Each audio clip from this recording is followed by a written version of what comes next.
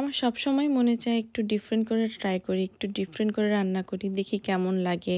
অনেক ধরনের রেসিপিই দেখি। তো আজকে চলুন আমরা মাটন রান্না করব পাকিস্তানি স্টাইলে। আসসালামু আলাইকুম, ওয়েলকাম করছি আমার নতুন একটি কুকিং ব্লগে। তো আজকে আমি একটা আপুর ভিডিও দেখে ইন্সপায়ার হয়ে তার স্টাইল করে আমি রান্না করছি।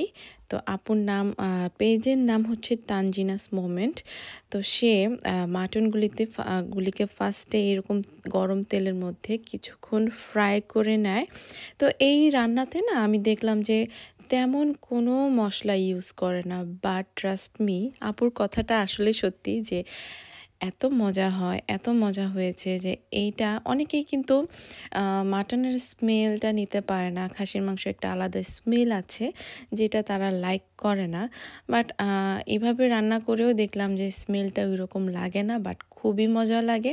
ওইরকম মশলা আমি কোনো কিছুই দিব না, যেরকম হচ্ছে রসুন বাটা বা আদা বাটা বা হলুদ মরিচের করে কোনো কিছুই ইউজ হবে না এখানে।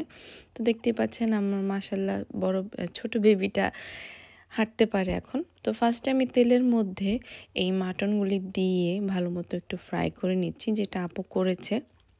তো তেলের মধ্যে দেওয়ার পরে দেখলাম মাটন থেকে কিছুটা পানি বের হয়েছে, কারণ এটা যেহেতু ফ্রোজেন ছিল তো হালকা পানিও বের হয়েছে, আবার দেখলাম তেলও বের হচ্ছে।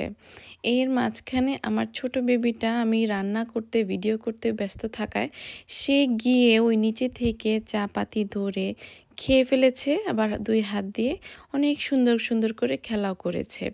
কি আর বলবো, আমার এই ছোট বেবিটা অনেক দুষ্ট হয়েছে। তো খুবই চঞ্চল সে, সে এক জায়গায় থাকে না। 30 সেকেন্ডের মধ্যে সে জায়গা বদল করে অন্যখানে চলে যায়। তো আমি দেখছিলাম যে সে কোনো সাউন্ড করছে না, চুপচাপ কি করছে, আমি তাকিয়ে দেখি এই অবস্থা। তো এই যে এখন আবার চলে আসলাম তাকে ওয়াশ করে আবার কুকিংয়ে। তো এখানে ততক্ষণে কিন্তু ফ্রাই হয়েছে। তো এই ফ্রাই হওয়ার অবস্থায় কিন্তু আমি এখন এর মধ্যে দিয়ে দিব যে টমেটোগুলি দিয়ে কেটে রেখেছিলাম ছোট ছোট টুকরা করে।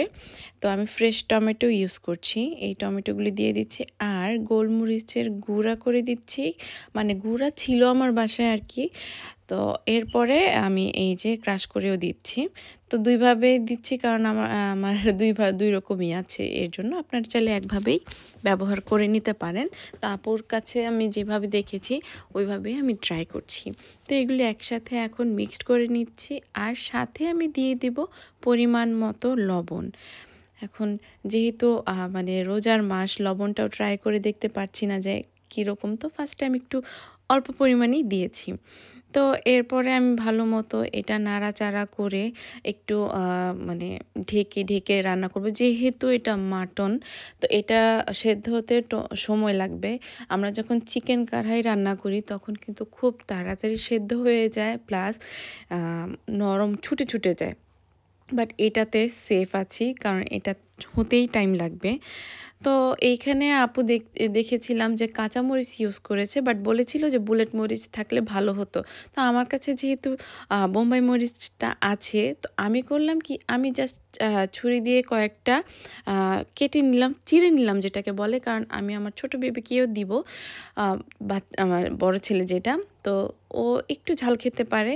তো আমি একবারে কেটে কুচি করে দিলাম না, যাতে ও খেতে পারে। তো এখানে দেখেন কি সুন্দর করে দেখা যাচ্ছে, কালারটাও আমার কাছে এত ভালো লেগেছে।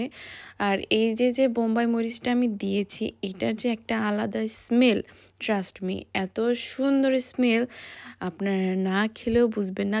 যখন খেয়েছি মনে হয়েছে যে এই বোম্বাই মরিচটার একটা যে স্মেল, মানে ওই রকম ঝাল লাগে নাই, বাট স্মেলটা খুব সুন্দরভাবে পুরা জায়গায় ছড়িয়েছে। তো এখানে দেখতে পাচ্ছেন যে আমি আদা কুচি করে নিচ্ছি। আপুকে দেখেছি আদা কুচি করে আর ধনিয়া পাতা কুচি করে যখন মানে নামানোর কতক্ষণ আগে দিয়েছে। তো আমি এখানে ফার্স্ট একটু আদা কুচি দিয়ে নিচ্ছিলাম, এরপরে নাড়াচাড়া করে নিব আর আমি কিছুক্ষণ ঢেকে রাখবো। এরপরে হচ্ছে এটা প্রায় কুক হয়ে গিয়েছে। আমি কিন্তু এখানে চেক করছিলাম যে মাংসটা সেদ্ধ হয়েছে কিনা।